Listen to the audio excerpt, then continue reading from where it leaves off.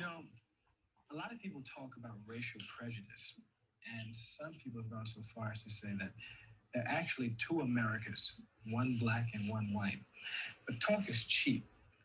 So I decided to look into the problem myself, firsthand, to go underground and actually experience America as a white man. Hey everybody, this is PD from the Spinner Rack, and I'm doing my overview of Lovecraft Country, which I have now aptly titled Lovecraft Island. I'm going to have to cheat because there's a lot of things to go over, but I'm just going to give you a quick overview of episodes 2, 3, 4, and 5, right? And some of you out there watched my other video, and there's always been a buzz about this series, so I thought, let me go back to it because I have been keeping up with it. So if you remember where we left off, our heroes, which would be Tick, Letty, and George, they wind up in the mansion with these two white characters that we are they're almost albinos. They're these Aryan white characters that are sort of kind of pushing them along, trying to help them through. And I guess people not sort of look at those as sort of sort of the help sort of characters for the black characters, but they're kind of pushing them along, helping them through things and figure it out. But they go basically in episode 2, we're meeting sort of this subplot that's going to go throughout the series, which is the people of Adam. Like they're basically this cult that follow under obviously of Adam and Eve. And basically this has a basic meaning, this what you'd see in a Hellboy comic book, which I have a bunch of them here, where you have these seances, and basically because of Tick's lineage, this would they're using him to actually get to the forces to connect with this whole thing about Adam and all this other stuff. Now, this is a very quick overview because you see this whole land, this whole weird place, the sort of the creatures that the Lovecraft creatures that they're sort of interacting with.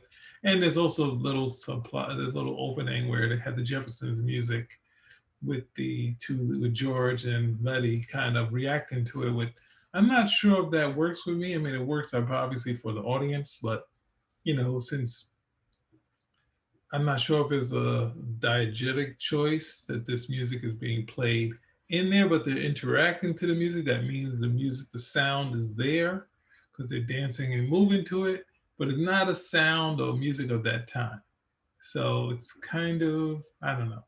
It was bothersome to me. I'm pretty sure it wasn't bothersome anyway. Probably to everyone else, it's probably just a fun bit having the Jefferson music. And they had this thing where they miss, there's a gap in there from what happened before, since they went to so much horror. Episode 1, now they're kind of light and heavy, and it's kind of, I guess, sort of to bring you in, but you actually find out that there have been this miasma, this whole time has been wiped out of their minds. And of course, Tick is like one of those guys that's got to get that out of them. So basically in this story, they get to meet these characters from Adam. We get to see that dude. Let me get some of these. I definitely need a cheat sheet for this because it's a lot to go over. Because let me quickly look at this.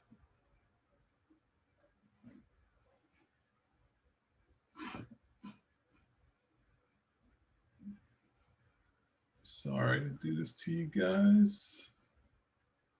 But ultimately, in there, we were trying to get to Montrose Freeman. This is the whole thing of trying to find Tick's father, Atticus' father. So they ultimately get there. They're out in times where they're not supposed to, but ultimately they find him. They go back to the mansion, and then of course this big seance happens. And this is Tick's moment of strength where he fights against these characters, which is mostly white characters.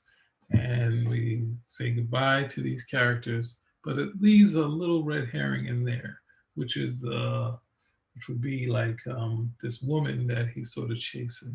And I'm not sure if this is his mother or not, but there's this woman there that he's chasing that he can't get to.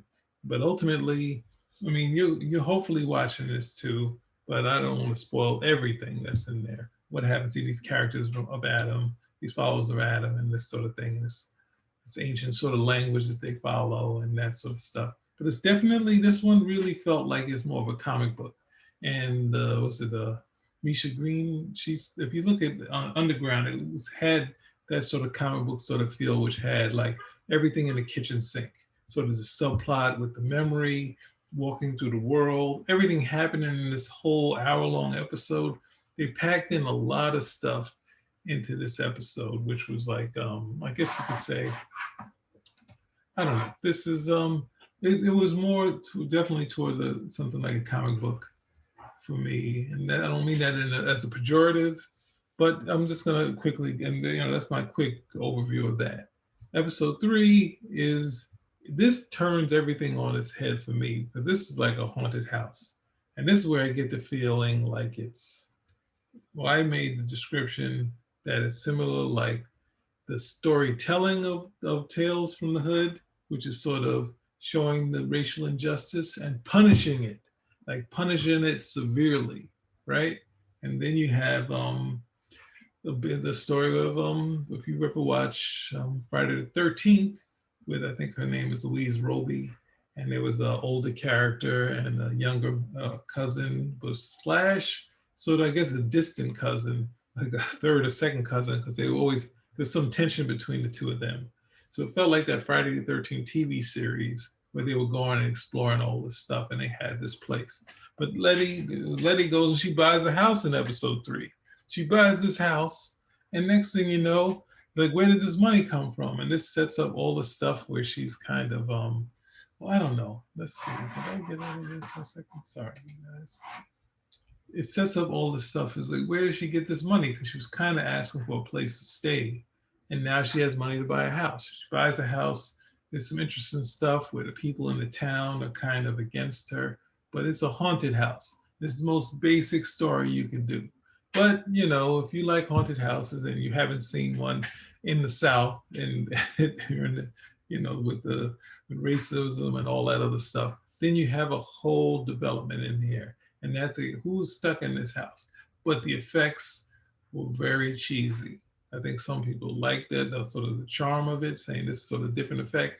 It was very cheesy, and it was kind of not on the believable side. But I think ultimately where they played out between Atticus and Tick is more Letty's episode, and Tick sort of is the love interest in there, and they play that up a little more. And of course, the effects of what happened to George is in there. Montrose is around, and then even George's wife, Angela Ellis, her character is kind of in a way, she's kind of stuck because she knows there's something she doesn't know, but no one is telling her what happened to her husband. And that's sort of telling again. But ultimately, the haunted house, they work out of it, and then they deal with some social, racial injustice. Because obviously the white people in town are running there, honking their horns, they're doing stuff, and then when the police come, when the black characters react to that stuff, they have to react and basically be like totally like get to the floor. It's very, that sort of scene, those setups of those scenes, like it almost could just be a story in the South with these characters. It doesn't even need the Lovecraft and the fantasy. If we were sort of seeing that, we could get that. But then these HBO, I mean, they did Perry Mason. And Perry Mason had the basic stuff of all the racial injustice and the stuff with, like all the justice for women, all that stuff in a serious tone. So possibly, but no one wants to hear that. They want to get their sci-fi in, and they'll take it however they can get it. Black characters dealing with sci-fi, but it has a little too much of the, it can fall into doing episodes where how it's going to end. It's going to deal with, someone's going to get punished for the racial injustice, right? So they obviously deal with the house because they're not getting rid of the house. It goes against every black comedian's joke of when that person tells you to get out, you get out. The people leave. And I say, I don't believe that. I believe if you're stuck in harsh environments and cold and all this other stuff, and people and this, you have to stay, because where can you go? You know, you're just someone else's burden if you just run out of your house, right? So so that poltergeist myth of it, someone saying get out and everyone leave, at some point you're gonna need a place to stay, so you're gonna come back. So that played out well. So with that said, we get on episode 4, and this is sort of a treasure hunt. Now this episode I liked a lot, and there's a what was it? I was on Facebook, and there's who was it? The editor of Superman titles, Mike Carlin. He was like, this episode kind of didn't work for me. But for me, it kind of worked because it kind of had some nice storytelling elements in here because it's a treasure hunt. I'm going through, you see them in the library. There's stuff they need to find. There's words and stuff that Montrose knows. And they're bringing Montrose the whole father and son struggle. There's a lot of good episodes and things in episode 4. I really liked it, even though it's like it's not breaking any new ground, but it was just fun. And then they had this element where they're in the when Letty and Tick are in the library, and he's reading. I think it's Journey to the Center of the Earth.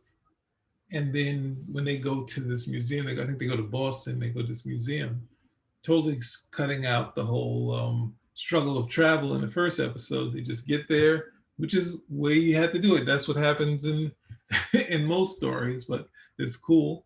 They get to there, they had this plan to go on this, and it takes them to this whole other area in this museum. So they go into the museum, and there's another part of talking about, I think it's Journey into the Center that Tick mentions. And then there's this big fight between Montrose. There's a lot of like pitfalls and sort of things what's that thing? Indiana Jones, like Raiders of the Lost Ark. There's a lot of stuff like that, which is very cool. I mean, it's very simple, but it's fine. You know, I'm fine with it because then it led to this big fight, and Letty has another big moment, and Letty has a moment where she says, "You think you're the center of the universe," and I was like, that ties into the book the kid was reading early on in the library. That would be like similar to the young Tick. So it was just a fun line. There's another fun line, I think, with Tree, where somehow Tree is on this trip. I didn't recognize that Tree had went on this trip with them. I thought it was another guy, but Tree's on this trip, and he turns to Letty and he says, "So you know why they call me Tree? This, that, and the other." And then Letty said, say, "You think I forgot? You think?" And they said, like, we had, they basically kind of playing him out. And that was sort of a thing of saying, yeah, these young people, Tree might have been the guy back in the day, and now he's sort of the guy at the bar. So it's like whatever sort of mystique he had is totally gone. He's using old lines, and Letty's like, "I've seen the world. I'm no way interested in that." So let's get to the episode and why I played the Eddie Murphy when this started. Because in this episode, let me just get my right, of course. I had to switch it up. This is what I've been waiting for. I've been waiting for Ruby to get her moment. And Ruby was set up where she's dealing with the nutty character, what is his name? Let me get his name before I move further. It's not Crane, is it? It's Abby. Who is Crane? You can't tell me Crane is gone from this. Lovecraft Country. Images.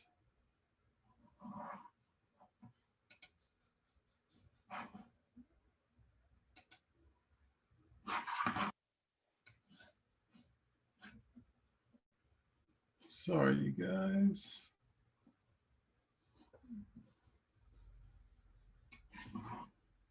But in that, I guess also can say Christina Braithwaite, who plays Abby Lee, she has a good moment in the end of 4 too, because obviously Tick is like, I'm going to just take her out, and she kind of shows that she kind of knows this world a little more than he does yet. He's not ready for it. So there is my guy, William. Okay, William.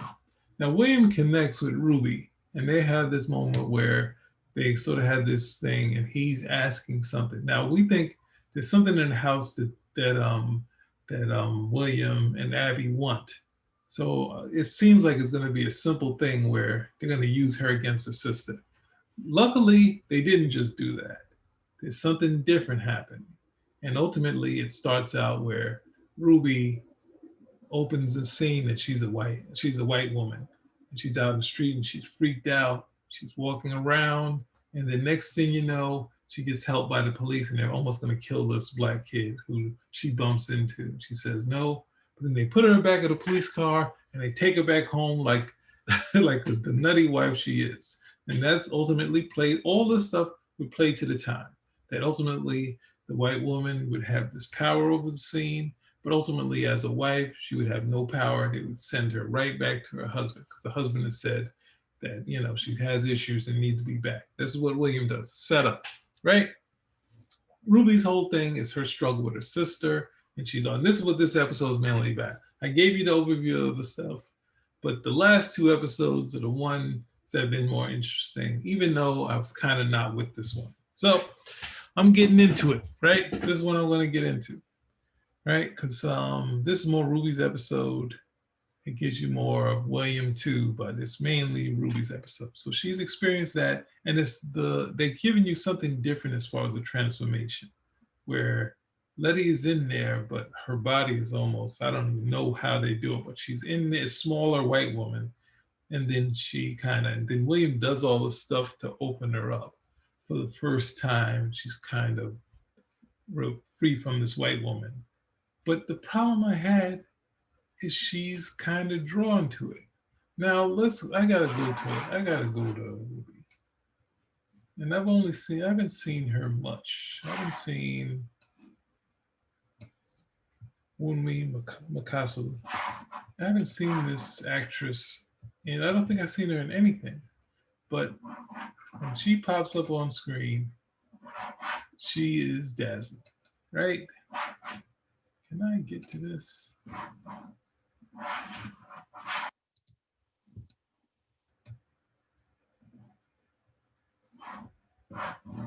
Yes, here we go. Downloading this guy.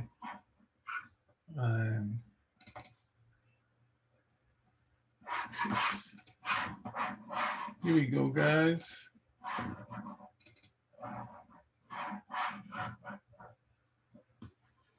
So we meet Ruby, and she's dazzling, right?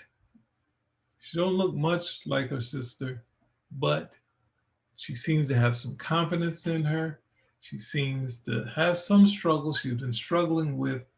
Um, she's been struggling with the fact that she has all these credentials, but she can't get a basic job in the department store. But then as she keeps going, this is going over these episodes. She goes there. There's a black girl that's there that got the job. She tells about a little bit of her struggles with that.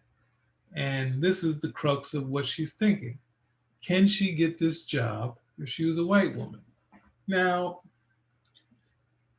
Ruby is an adult. She's, I guess, either in her 20s or close to 30 or something like that. I don't know, no matter if you find out that magic is real, that you're going to want to turn into a white woman when you're a grown, beautiful woman like Ruby. But we got to play along. But this, to me, kind of destroyed her character, because even if you had, and ultimately, I'm sorry to say this, it would be like Little Kim, like someone who's set up, and we didn't have that much time with her to know that she has all these issues, that she ultimately dreamed of it. She had a past of dreaming of it, but it just kind of says that this character isn't as strong as we first seen. And there's something that was revealed. I can't say that they're wrong for doing it. It's just for me saying, for me, the character, some things can turn you off to a character, where it's like saying, oh, I want to see more of Ruby.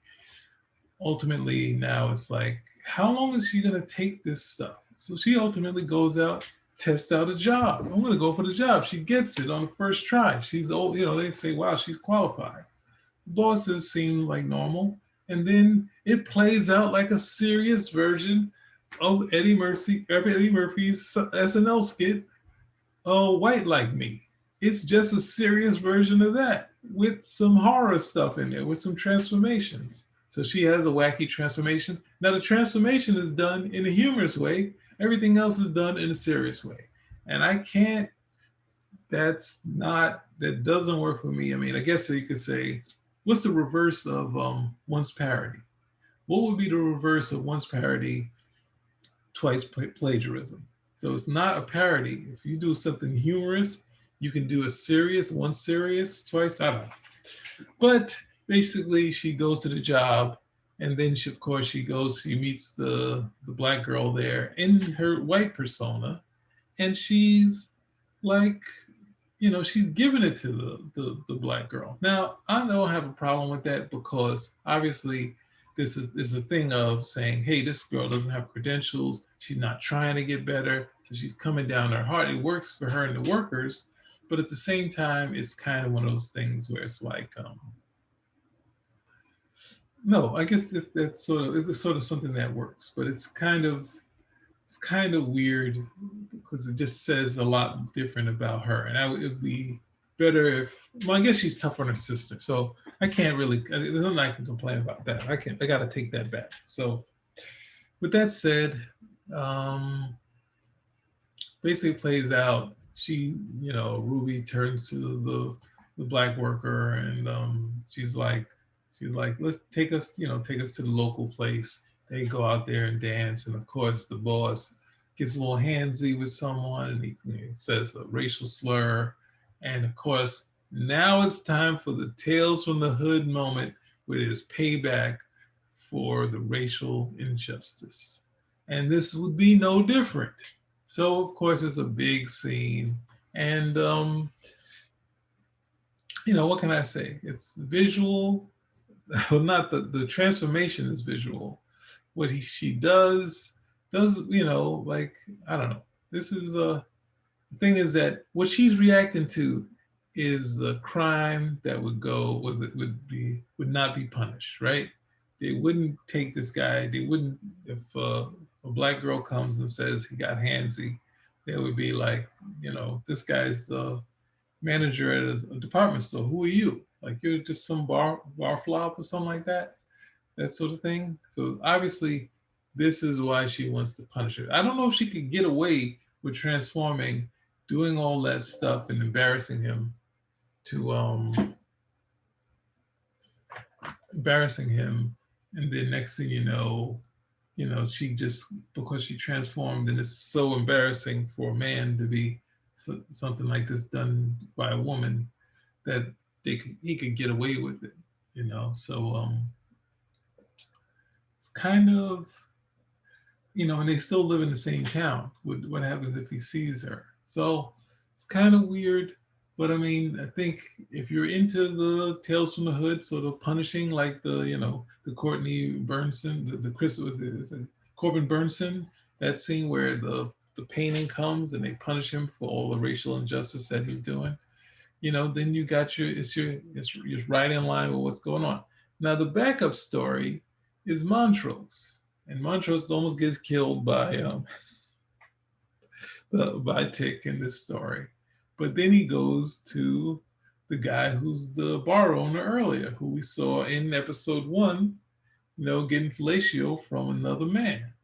So he goes to this guy, and they had this connection, and next thing you know, the thing is that he's not making out, but he's into this dude who owns the store, and like they obviously, Montrose has needs, so I guess he goes for it, right? So this is also, obviously, Michael K. Williams. He was in The Wire. He played Omar, and in this episode, Omar has his coming out party. It's almost Omar the musical. Like if Omar was transplanted back in the day, and how this would play out. So he has some issues, and he's not able to kiss this guy. And now you find out this guy's not just a store owner, he's a full-on drag queen. He's full on. And what's the name? Montrose is there being all, like got all this strife on his brow, and he's hanging out, but he's not ready to leave, but he's not a part of it. They kind of make fun of him, saying he just hasn't kissed you yet. And then next thing you know, is just basically Montrose needed to go to a club. I don't know that he needed to party with the drag queens, but I feel like if maybe he would have got the same satisfaction if he went to the club. But basically, this turns into almost a full musical scene. It's not really musical, but he kind of goes in there, and we know Michael K. Williams. He used to play, said he used to club in New York, so this is kind of his scene, but because of his music. Then they lift him up, and I'm like, this is not a musical, you know. And I guess you can go to episode 2, tying it in that they had some musical scenes, but it was kind of I don't know about the that sort of coming out of saying this big production where drag queens sort of carry you around is kind of a little extra. But I guess it's the visual, the I guess you can say it's the visual transformation of coming out of this Montrose character, Tick's father. So um, I guess that's it. I can say I wasn't really with them doing the, you know, the black person becoming a white person because it's really similar to like Lois Lane in the Superman series where she decided to go in this chamber and become a black woman and experience life like that and go through the struggles of that. I don't know. That's not really the like some of these ideas when you looked at Jordan Peele's Twilight Zone, and a lot of people came down on that, of saying it's like half-ass sci-fi, but they're not coming down on Lovecraft. I keep wanting to say Lovecraft Island, but I guess I would have to read the book to see how much of the book is in this, and is it like sort of like monthly comic books, that sort of thing. So yeah, I would say so. There we go. My overview is so far 1 and 4. I liked episode 4.